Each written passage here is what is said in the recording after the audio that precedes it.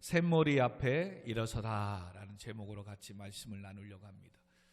제가 가장 설교를 못하고 전에 잘 다른 것도 못하지만 제일 힘든 게 이런 주제 설교입니다. 인생의 경험도 짧고 사회생활도 많지 않고 그래서 이렇게 주제를 하나 가지고 인생의 지난날에 살아오는 것들을 돌아보면서 또 경험했던 것들을 나누는 이런 설교를 제일 힘들어합니다.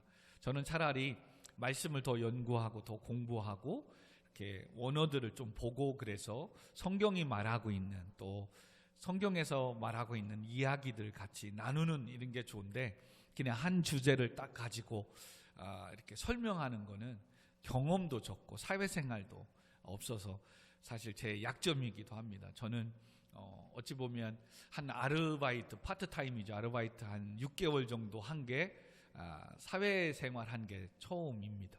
그러고서는 직장생활도 아르바이트도 하지 않고 오로지 공부하고 21살에 전도사 되고 또 이렇게 해서 목사 와서요.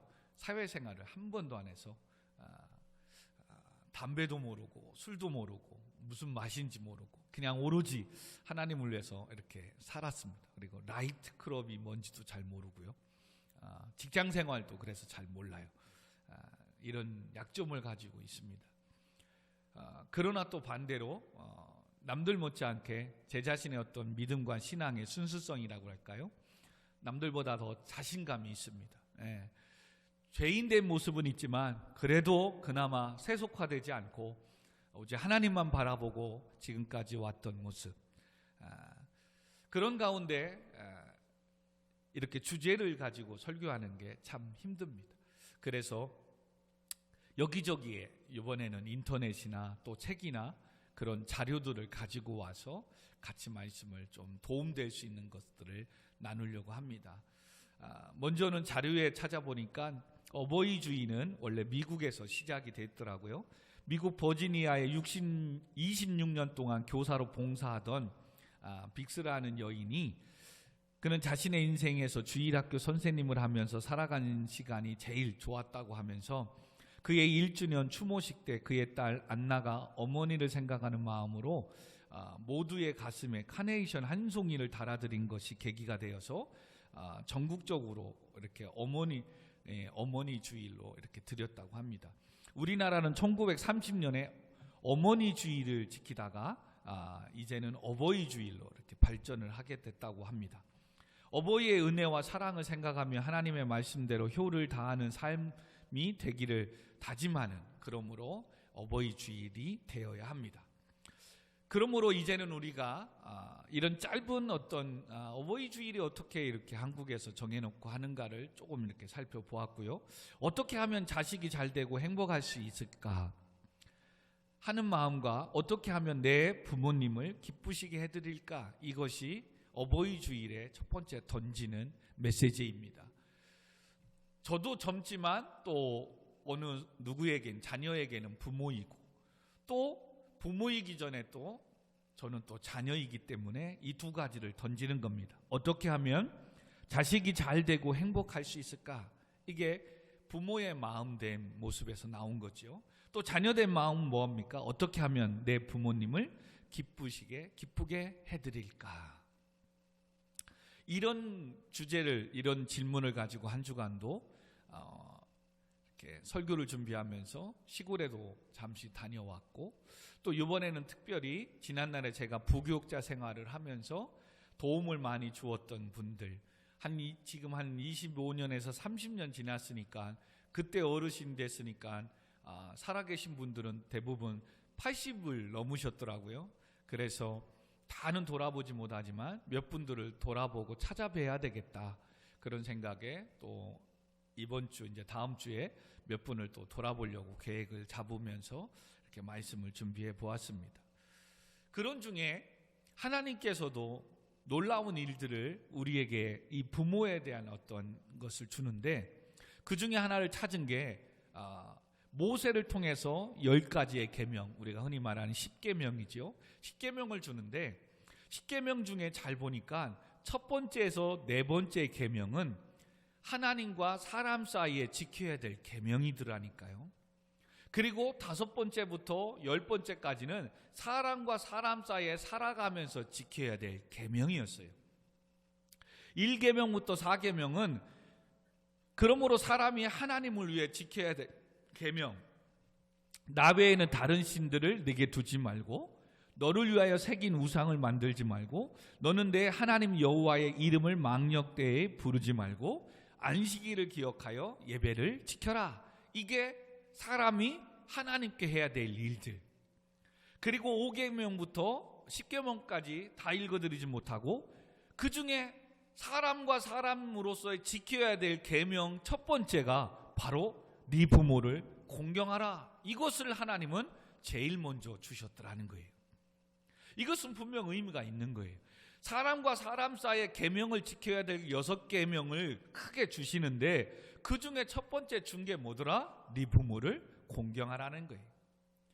그리고 그 공경하라는 속에서 하나님은 그냥 주는 게 아니라 인센티브를 주었어요. 그러면 네가 땅에서 잘 되고 장수하는 복을 받을 것이다 라고 얘기하는 겁니다.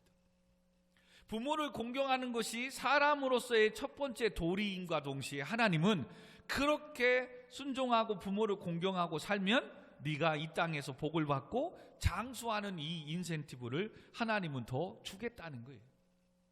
할렐루야. 그럼 여러분 복 받고 싶고 오래 살고 싶습니까? 일단은 말씀해 보면 부모님만 잘 공경하고 섬겨도 여러분 이 땅에서 잘 될 줄 믿습니다. 꼭 그렇지는 않지만 반대로 바꿔 말하면 내 인생이 힘들고 어렵습니까? 부모님을 잘 공경하지 못해서 그렇습니다. 그 이유가 되기도 하겠죠. 물론 여러 가지 많은 이유가 있겠지만 말입니다. 그리고 디모데전서 5장 8절에 한 발 더 나가 이렇게 얘기합니다. 누구든지 자기 친족, 특히 자기 가족을 돌아보지 아니하면 믿음을 배반한 자요 불신자보다 더 악한 자니라. 그래서 친족이 아니라 자기 부모를 돌아보지 않는 사람은 얼마나 더 악하겠냐 이거예요. 친족도 돌아볼 뿐만 아니라 자기 가족을 더 돌아보아라 라고 얘기합니다. 그러면서 잠언서 23장 25절에 공경한다는 표현을 이렇게 얘기합니다. 네 부모를 즐겁게 하며 너 낳은 어미를 기쁘게 하라. 이것을 우리말 성경을 좀 보았어요. 그랬더니 네 부모가 기뻐할 것이며 너를 낳은 어머니가 즐거워할 것이다. 일단은 공경한다는, 네 부모를 공경한다는 것은 너로 인해서 부모가 즐겁게 하는 것. 나를 통해서 부모님이 기뻐하신다? 그러면 지금 부모님을 잘 공경하고 있는 겁니다.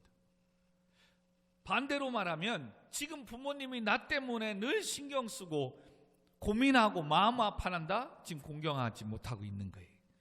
그래서 부모님을 공경한다는 것은 네 부모가 너로 인해서 기뻐하게 하는 것. 너만 생각하고 너만 보면, 우리만 보면, 나만 보면 늘 부모님은 기쁘고 즐겁다라고 말을 하고 계시다면 여러분 지금 부모님께 효도하고 있는 겁니다. 할렐루야. 여러분 지금 여러분들의 부모님은 여러분만 보면 기쁘고 즐겁습니까?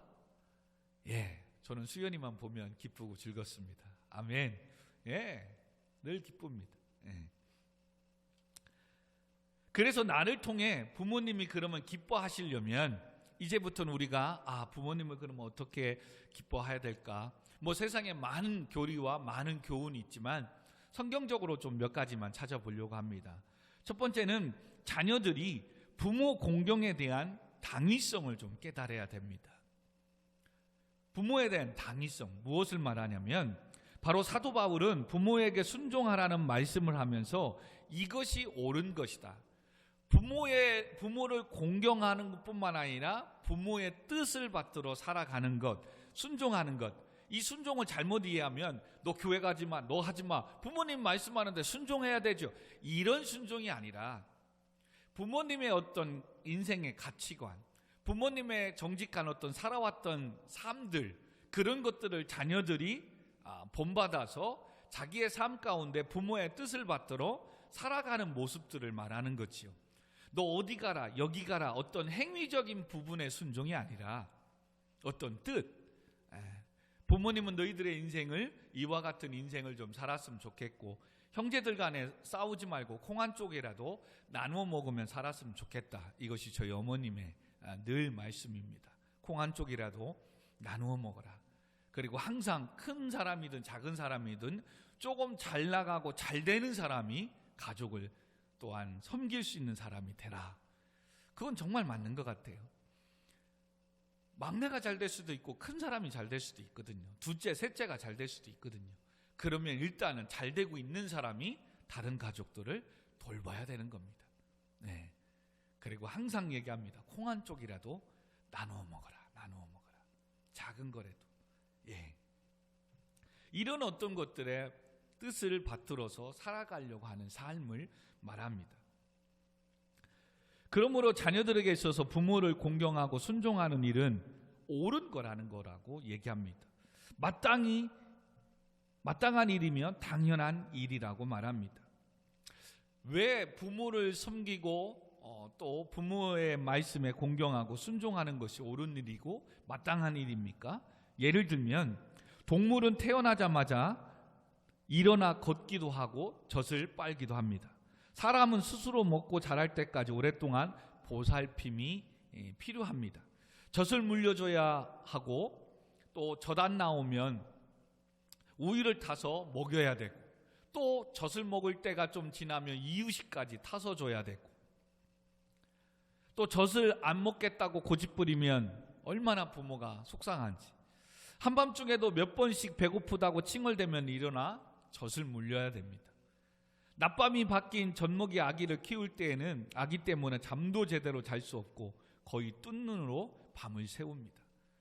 저도 한 번 그 다음에 날에 수련회를 가면 2박 3일 또 아이들하고 씨름해야 되니까 그때 수연이 때인가요? 그때 아기 때인데 아기 때는 태어나면 밤낮이 처음에 이게 바뀌거든요. 그러니까 밤새 우는 거예요. 그래서 같이 뜬눈 세우고 하다가 나 내일 수련회 가야 된다고 작은 방으로 건너가서 그냥 잤어요. 지금까지 그 얘기를 합니다. 지금까지. 지금까지. 왜냐하면 사모도 그렇게 하고 애 돌보고 또 그 애를 데리고 유치원에 어린이집에 데리고 가야 되니까요. 밤새 뜬 눈으로 세우고 가는 거잖아요. 그러면 한 두 애들 한번 우유 타서 주면 2-3시간은 자니까요. 그 사이에 쪽잠 자면서 번갈아 가면 되는데 자기 수련회 가야 된다고 그냥 아예 방에 넘어가서 잔 것이 얼마나 서운한지 간혹 얘기하다 보면 지금까지 그 얘기를 합니다.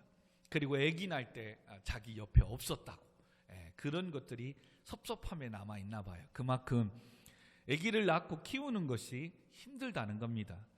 자료에 보니까 교육학자인 쿠즈마라는 사람이 있어서요. 잘 모릅니다. 그냥 자료가 있어서 하는데 그가 엄마로서 직접 새 아이를 키우면서 자신의 경험담을 통계로 내어서 글에 올린 게 있는데요. 1살, 3살, 5살 난 아이를 키우면서 하루에 한 일은 32회의 기저귀를 갈았다고 합니다. 71회의 숟가락으로 아기의 입을 이렇게 먹이고 떠먹였다고 합니다. 화장실 변기에서 노는 아이들을 13번 밖으로 끌어냈고요. 옷을 음식물에 흘리거나 똥을 싸서 18번 옷을 갈아입혔고요. 그네를 밀어준 것이 623번이었으며 새 아이를 18세, 18살까지 키우는데 아이에게 바친 시간이 18,000시간이었다고 합니다. 이렇게 자란 아이가 유치원 가고 초등학교, 중고등학교, 대학교까지 부모가 쏟은 정성은 얼마나 대단한 겁니까? 여러분, 부모님이 지금 나를 섭섭해하고 나의 모든 걸 채워주지 않아도 나를 낳아주시고 지금까지 키우고 기르신 것만으로도 자녀에게 공경을 받아야 될 당위성이 있음을 믿으시기 바랍니다. 어떤 부모도 지금 모나 보이고 섭섭해도 자녀들은 부모를 공경하고 부모님을 기쁘시게 해야 될 당위성이 있는 겁니다. 아멘. 그렇게 여러분들을 다 키웠어요. 그렇다면 이제 부모님을 기쁘시게 하는 방법을 찾아봐야 되겠죠. 이것을 우리는 일명 효도라고 합니다. 어떻게 자녀가 효도를 해야 부모님이 기뻐하실까? 그런데 여기에서 우리가 한 가지 이해하고 넘어가야 될 게 바로 부모님을 공경한다는 단어입니다. 공경. 공경은 원어로 찾아보니까 티마라는 단어를 썼더라고요. 티마는 사람에게만 쓰여진 특별한 단어였습니다. 공경한다는 말은 일반적인 사랑을 말하는 것도 아니고요. 그렇다고 불쌍히 여기는 마음도 아닙니다. 요즘 부모님을 불쌍히 여기는 자식들이 많이 있는데요. 나이 많이 드신 부모님이 불쌍해서, 몸이 약한 부모님이 불쌍해서 불쌍한 마음을 갖고 찾아뵈는 자식들이 있습니다. 물론 그런 마음으로 찾아뵙는 건 중요합니다. 그러나 부모님을 공경한다는 것은 그렇게 불쌍히 여기는 것에 머물러 있으면 안 되는 겁니다. 공경한다는 말은 높이 섬기는 것이기 때문에 그렇습니다. 낮춰 사랑하는 것이 아니라, 불쌍히 여겨서 사랑하는 것이 아니라 높이 사랑하고 그분이 살아온 삶을 자랑스럽게 여기는 것, 이것이 공경입니다. 높이 사랑하고 그분이 살아온 삶을 인정하고 자랑스럽게 여기는 것이 공경이라는 티마 단어입니다. 물론 나이가 들어감에 따라 사시는 것이나 말하시는 것이나 행색이나 모든 것이 조금은 모나 보이고 부족해 보입니다. 그러나 부모님은 불쌍히 여기는 존재가 아니고 공경하는 것, 즉 공경은 뭐라고요? 존귀 여기고, 부모님이 지금 그렇게 연약해 보여도 그의 그 지금의 삶이 결코 모난 것이 아니라는 거예요. 아주 훌륭한 존귀한 인생이라는 겁니다. 그러므로 그 삶을 인정해주고 높여줘야 됩니다. 근데 간혹 자녀들이 엄마는 아빠는 맨 농사만 지고 평생 이렇게 사냐고, 왜 이렇게 사냐고. 이건 정말 불효하는 겁니다. 공경하는 게 아닌 거예요. 그 티마라는 단어는. 그러므로 이 티마라는 단어를 성경적으로 예화를 들어보면, 여러분 잘 아시는 아브라함 링컨, 미국의 16대 대통령이죠. 그의 아버지는 구두 수선하는 사람이었습니다. 아들이 대통령이 되어 상원에 나가 연설할 때 어느 국회의원이 그에게 이렇게 말했다고 합니다. 당신같이 무식한 사람을 대통령으로 모시게 된 것이 우리의 다시 없는 불행이라고. 이런 모욕을 주고, 또 당신 아버지는 구두 수선하는 사람이기 때문에 천한 사람의 아들을 우리가 대통령으로 모시게 됐다는 것이 너무나도 마음이 아프다라고 얘기합니다. 그리고 구두 하나를 한쪽을 벗어주면서 이 구두가 당신 아버지가 만들어 준 구두를 내가 신고 있다라고 얘기를 했다고 합니다. 그때 링컨 대통령은 그를 향해 이렇게 말했다고 합니다. 대단히 감사합니다. 오랫동안 잊고 있었는데 아버지를 기억나게 해주셔서 감사합니다. 저는 아버지를 자랑스럽게 생각합니다. 우리 아버지는 직업에 충실했고 구두를 잘 만드는 분으로 한평생 사셨습니다. 내가 어깨 너머로 배운 바 있으니 당신 구두가 망가지면 가져오십시오. 내가 수리해드리겠습니다. 라고 이렇게 응수했다고 합니다. 대통령으로서 우리가 인생을 살아가면서 때로는 사회생활하고 누구 어떤 높은 지인을 만날 때 네 부모님은 뭐 하시노? 유명한 말이기도 하지요. 이렇게 물어볼 때 솔직히 저도 사춘기 때 저희 부모님이 농사를 짓는, 늘 몸빼바지 입고 다니는, 그리고 장사를 하기 때문에 이 배 앞에는 뿔록 나와 있습니다. 왜요? 그 몸빼바지 속에 그 허리 많은 그 무슨 가방이라고 하죠? 지퍼 달린 현금을 이만큼 막 다발씩 놓고 다녀야 되니까 항상 배가. 근데 어느 날 학교에서 이제 집에 가려고 버스를 탔는데 예산장에 갔다가 어머님이 다라를 하나 빈손에 가지고, 예산에 가지고 난 건 다 팔고 이제 돌아오는 거죠. 예산장에. 그걸 딱 탄 거예요. 근데 친구 한 놈이 야, 네 엄마 탔다고. 네 엄마 탔다고. 그러면 앞에 달려가 가지고 그 무거운 다라를 내가 받아줘야 되잖아요. 근데 오히려 저는 가운데에서 뒤로 갔습니다. 왜요? 파마 머리에 뭐 이고 왔든지 머리가 그냥 탁 짜부대고 그냥 옷이 세련되지 않고, 왜냐하면 오가에서 예산은 시내거든요. 근데 예산의 시내 사람들은 얼마나 이쁘게 입고 다닙니까? 근데 그냥 일하다가 그 물건을 팔아 시장에 나왔으니 옷이 그렇게 뭐 이쁘겠습니까? 근데 그게 솔직한 얘기로 사춘기 때는 창피했어요. 지금까지 두고두고 후회하고 회개하는 모습 중에 하나입니다. 그래서 그 뒤로 이젠 조금 철이 들어서 어떠한 일이든 이제는 내가 심부름을 잘하는 사람이 돼야 되겠다. 부모님의 말씀에는 어떻게든 내가 심부름하고 하다못해 두부 한 번 시키더라도 내가 놀 때 뭐가 할 때라도 일단 시키면 해야 되겠구나. 그래서 지금부터 지금까지 저는 심부름을 참 잘합니다. 예. 그렇게 창피한 때가 있었습니다. 여러분들은 어떻습니까? 지금의 부모님이 자랑스럽습니까? 그렇다면 정말로 여러분 공경하고 있는 겁니다.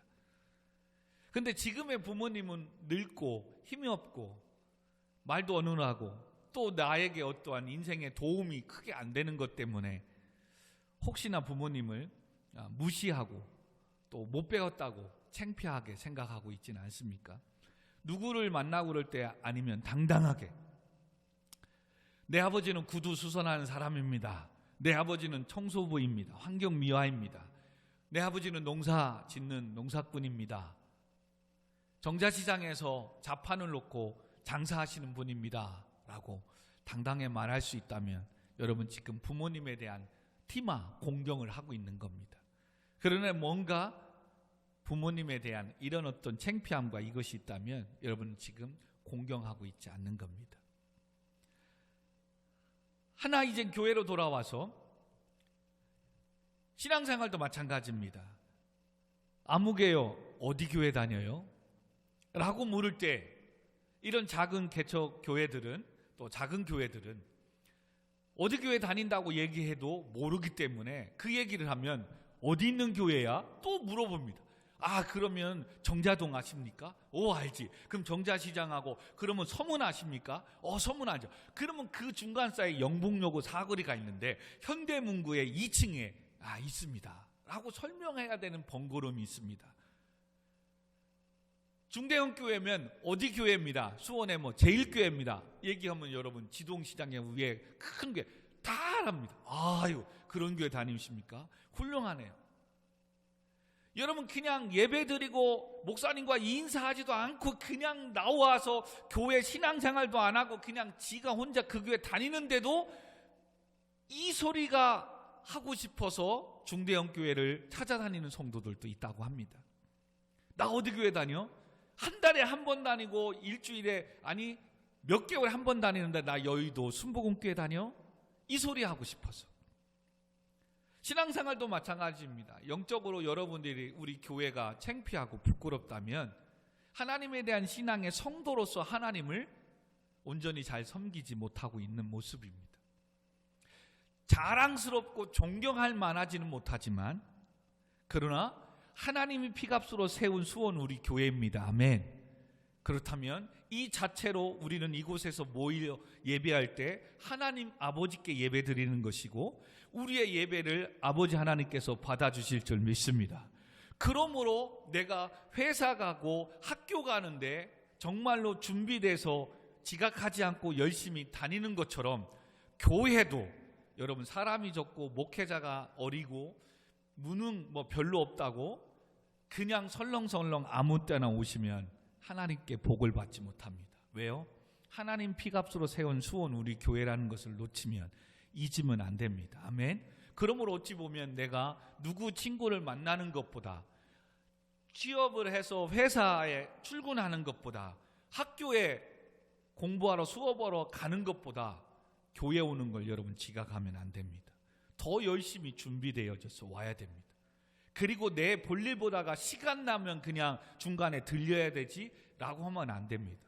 물론 오늘 올 수도 없는 상황인데 그래도 늦게라도 내가 예배 드리고 가야 되겠다는 마음은 또 다른 마음입니다. 수업이 늦게 끝나고 일이 늦게 끝났는데 그래도 내가 가는 길에 예배 조금이라도 말씀 듣고 찬양하고 기도하고 가야지라고 교회 들렸다 가는 것과 그 마음은 다른 겁니다. 그런데 집에 있고 친구 만나고 뭐 하는데 얼마든지 시간을 만들고 얼마든지 준비되어져서 예배에 올 수 있음에도 불구하고 그냥 시간 맞추고 그냥 적당히 해서 오는 그 마음은 결코 하나님이 기뻐하지 않는다는 겁니다. 하나님을 공경하는 마음이 아니라는 겁니다. 그러므로 효도에도 공경에도 시기가 있고 때가 있다는 사실을 기억해야 됩니다. 여러분, 우리나라의 기독교가 처음 들어왔을 때 제사라는 이 문제가 있었습니다. 즉 유교식의 제사를 지내지 않는다고 불교의 종교라고 오해받을 때가 있었습니다. 이 오해는 공경에 대한, 효에 대한 표현 방식이 다르기 때문에 그렇습니다. 우리 한국의 복음은, 기독교는 선교사님들을 통해서, 즉 외국인들을 통해서 복음이 들어왔습니다. 지금 약 한 130년 됐는데요. 그래서 선교사님들이 한국에 왔을 때 가만히 보니까 부모님이 살아계실 때에는 매일 술주정으로 속을 썩이더니 부모님이 돌아가시면 3년상을 보낸다고 묘지 옆에 움막을 짓고 그곳에서 지내고 있더라는 겁니다. 그렇게 하고 있으면 주변의 사람들은 와, 우리 집 아들 효자네, 묘 앞에서 천막을 짓고 3년 동안 있으니까. 여러분, 그게 쉬운 게 아니잖아요. 그래서 사람들은 그런 모습을 보고 효자네 라고 하는 것에 선교사님들은 충격을 받은 거예요. 죽으신 분이 무슨 음식을 한 숟가락이라도 잡수시겠냐 이거죠. 그래서 죽어서 제사 잘 지내지 말고 살아계실 때 잘 모시도록 선교사님들이 가르친 거예요. 근데 제사 지내지 말라고 하는 이거에 대한 오해를 사서 기독교는 불효의 종교다라고 오해했을 적이 있습니다. 지금도 어르신들은 이런 부분에서도 부딪혀서 천주교회로 다니는 분들이 있습니다. 우리 기독교는 그러므로 살아계실 때 자주 찾아뵙고 용돈도 드리고 맛있는 것도 대접하면 실제적으로 살아계실 때 잘 섬기고 공경하자. 이것이 어떻게 보면 기독교적인 말씀적인 어떤 모습이에요. 그리고 돌아가신 기일에는 가족들이 모여 추도 예배라는 것을 드리면서 돌아가신 부모님의 은혜를 생각하고 또 다시금 자녀로서 부모님의 뜻을 받들어서 어떻게 우리가 형제간에 잘 위에 있게 지내고 또 같이 살아갈까, 이런 것들을 나누는 추도 예배라는 것이 있습니다. 다 그렇지는 않겠지만 세상의 사람들은 꼭 이런 추도 예배 시간에도 형제간들이 모이면 부모님이 남겨놓은 재산 때문에, 또한 온전히 분배하지 못한 것 때문에 섭섭하고 싸우는 경우가 많이 있다고 합니다. 기독교는 그게 아닙니다. 그래서 어머니를 잃고 서러워하는 송강 정철이라는 그분이 안타까운 마음에 이런 교훈을 했다고 합니다. 오늘 자료를 많이 가져왔다고 했죠. 어버이 살아계실 때 섬기기를 다하여라. 한 번 가신 뒤에 애달프다 어이하리. 생전에 고쳐 못할 일은 이뿐인가 하노라. 살아생전에 잘하라고 이야기합니다. 사랑하는 성도 여러분, 참 제가 어리고 아직도 부모님에 대한 어떤 공경, 이런 부분들을 잘 못하기 때문에 어떤 말씀과 제가 부모님을 섬겼던 이런 부분들을 못하고 좀 동질적이지 못한 이런 이야기들을 하는데요. 중요한 것은 그것입니다. 자녀된 도리로서 부모님을 공경한다고 하는 이런 마음들, 높이고 또 부모님의 모습을 한평생 살아왔던 것들을 인정하고 하는 이런 모습 속에서 우리가 한 가지 또 놓치지 말아야 될 것이 바로 이겁니다. 부모님을 기쁘시게 해드린다는 것이 과연 그럼 뭐냐 이거예요. 이것을 저는 오늘 성경에서 찾아보았어요. 그것이 바로 너는 센 머리 앞에서 일어서고 노인의 얼굴을 공경하며 네 하나님을 경외하라. 나는 여호와라. 이게 지금 레위기 19장은 믿는 성도로서 너희들이 이제는 애굽에서 나와서 이스라엘 땅, 가나안 땅에서 공동체를 세워나갈 텐데 거기에는 이방민족, 가나안 땅에 미리 터닫고 있는 토착화된 7족속이 있다는 거예요. 그 7족속과는 하나님을 믿는 백성으로서 너희들은 구별된 삶을 살아야 된다. 그러면서 구별되게 살아야 되는 이야기를 지금 19장부터 계속해서 쭉 이야기합니다. 정말 많이 있죠. 그 중에서 오늘 본문을 제가 가지고 온 겁니다. 구별된 것 중에 오늘 29절부터 조금 앞에서부터만 좀 보면요. 네 딸을 더럽혀 창녀가 되게 하지 말라. 음행이 전국에 퍼져 죄악이 가득할까 하노라. 내 안식일을 지키고 내 성수를 귀히 여기라. 나는 여호와라. 이야기는 뭐겠어요?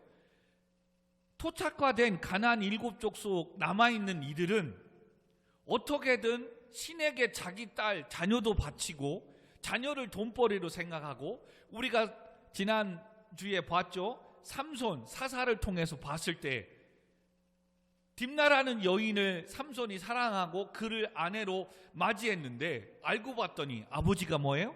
딸을 통해서 결혼 지참금을 착복해서 풍요로운 삶을 살려고 했던 사람인 거죠.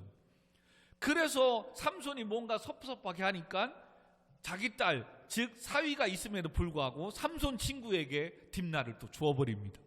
그리고 또 그는 또 다른 그에게, 사위에게 결혼 지참금을 받았겠죠.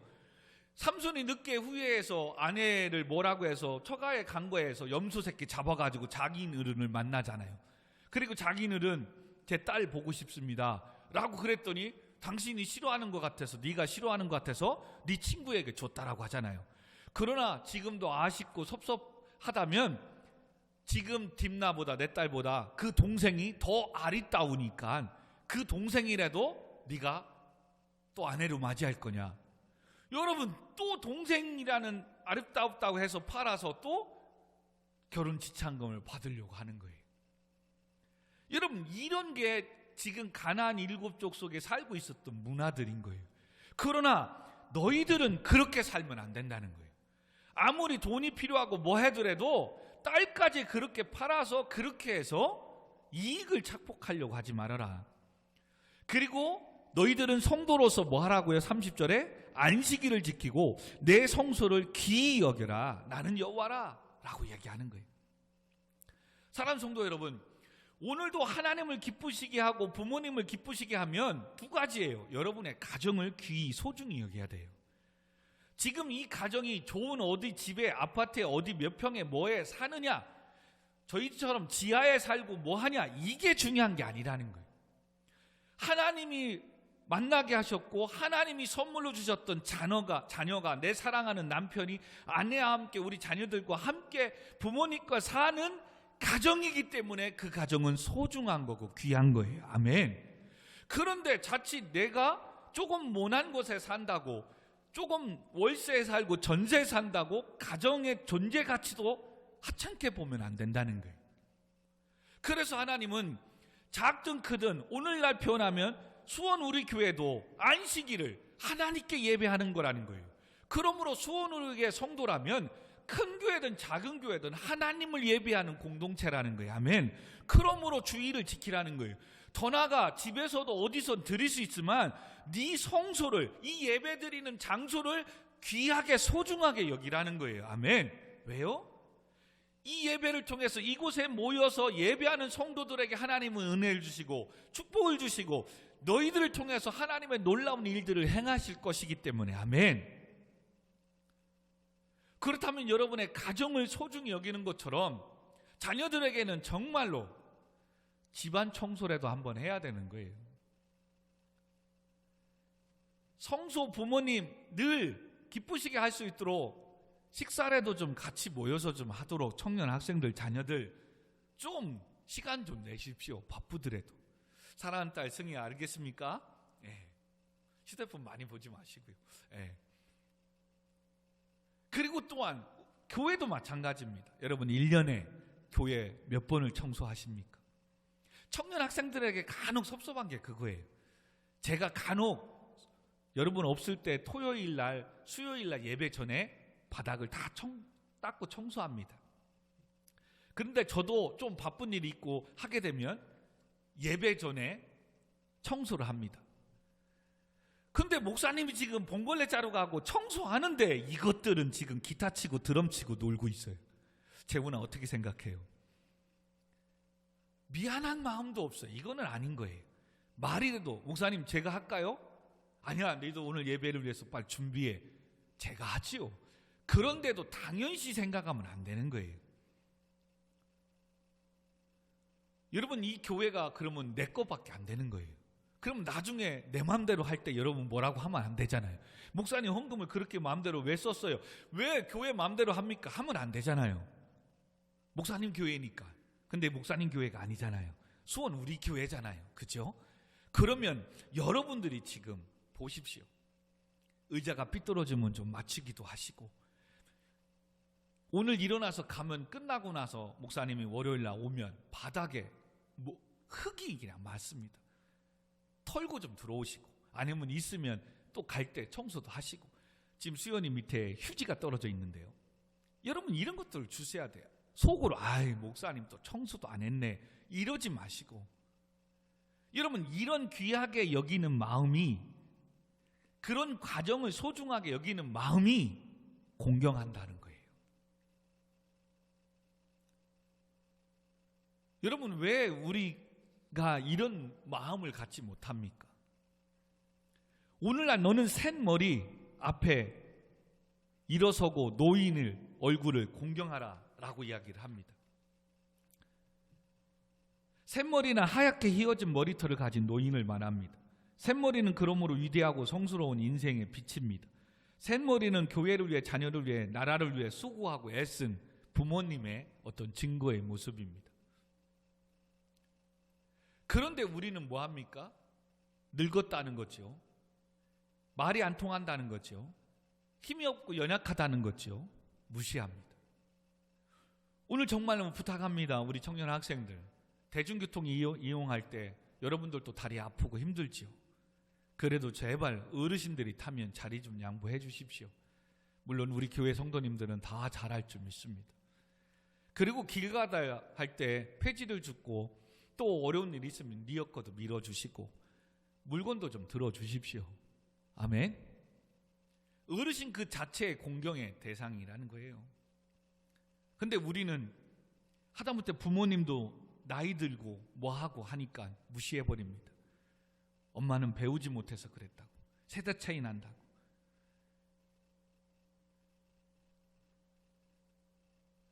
그러므로 이와 같이 샘머리 앞에서 일어서고 노인의 얼굴을 공경하면서 하나님은 또 이야기합니다. 네 하나님을 경외하라. 이 부분도 넣어줍니다. 왜요? 이스라엘 백성들에게, 지금 오늘날 예수 그리스도를 믿는 성도에게는 하나님이 뭐예요? 영적 아버지이시기 때문에. 근데 지금 너희들이 자칫 가나안 일곱 족속들과 가난화되면 그들은 오늘도 이익과 실리를 위해서 부모를 이용하는 거예요. 부모에게 재산을 물려받을 거 있고 뭔가 얻을 거 있으면 부모 계속 찾아가고 잘하는 거고, 없으면 그냥 돌아보지도 않고 무시해버리고 버려버리고. 세상이 그런다는 거예요. 근데 너희들이 가나안 땅에 살면서 그들을 쫓아내라고 했는데도 쫓아나지 못하면 너희들도 그렇게 될 수 있다는 거예요. 그래서 모세를 통해서 하나님은 계속해서 신명기 계속 얘기하잖아요. 뭐예요?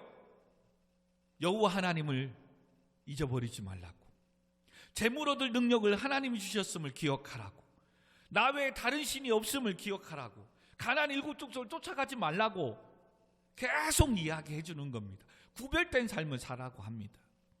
오늘도 성도는 세상 사람들보다 정말로 부모님을 더 잘 공경하고 섬겨야 됩니다.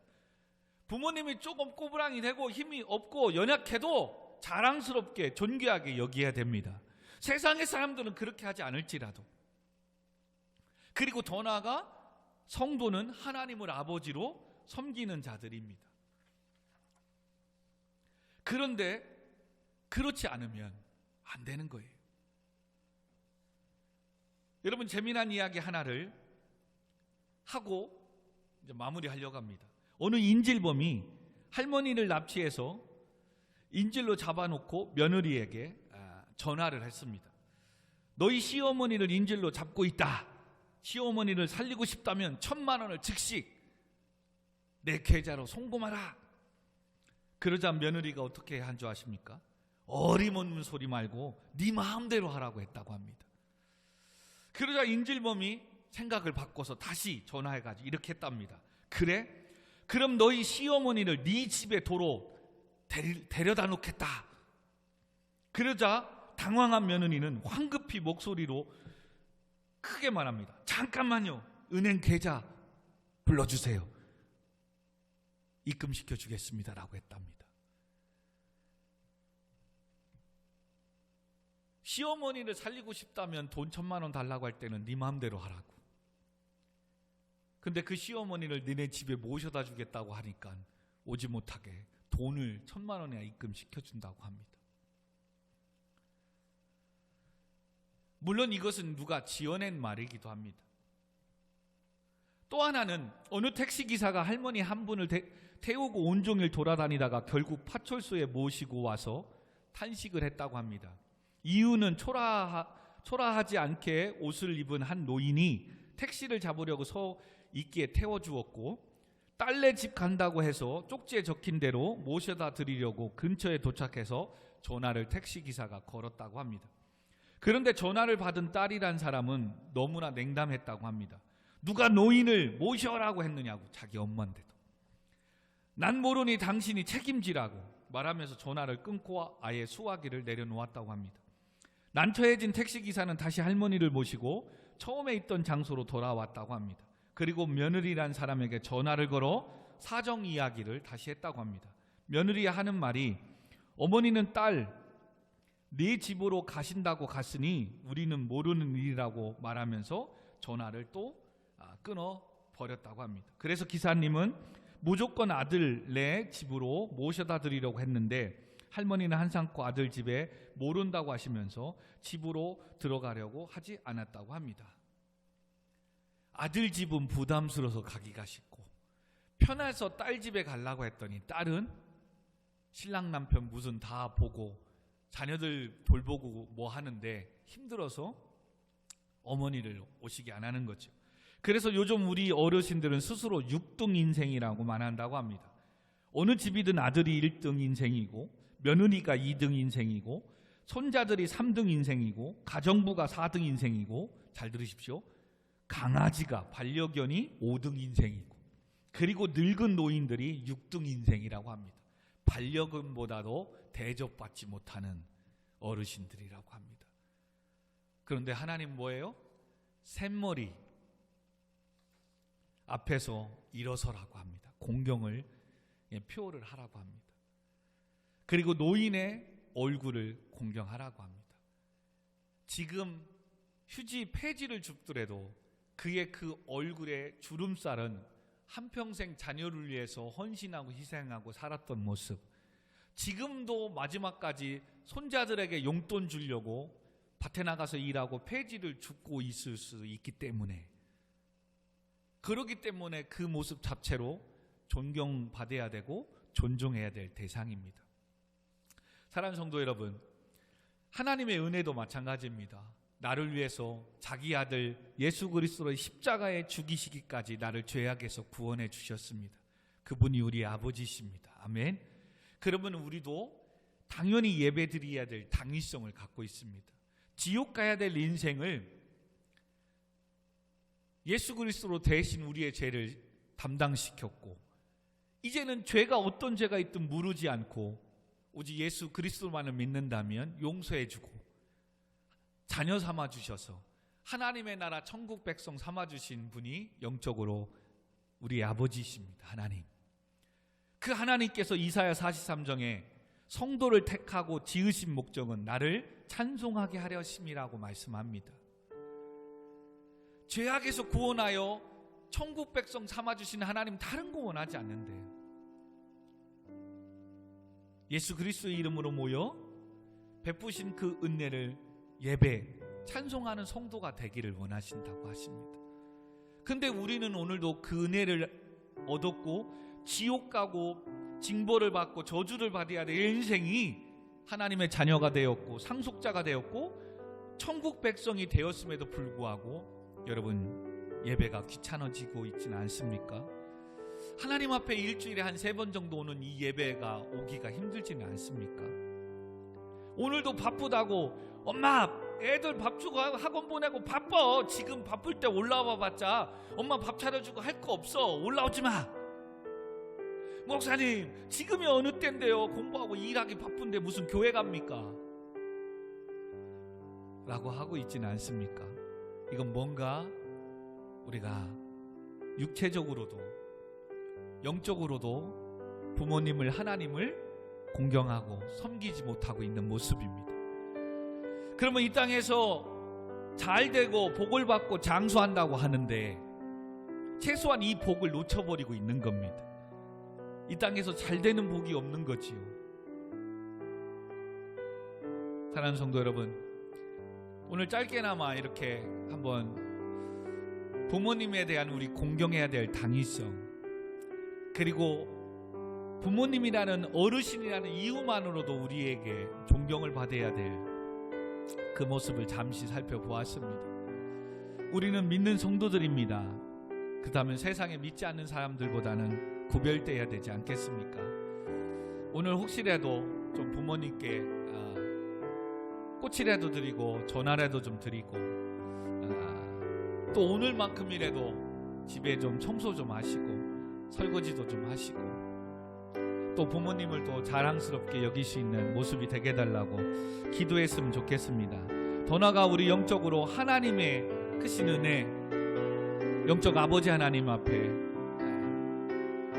우리가 예배하는 것, 안식일을 지키고 성소를 귀하게 여기는 것, 그것이 하나님을 경외하고 공경하는 모습이라고 하십니다.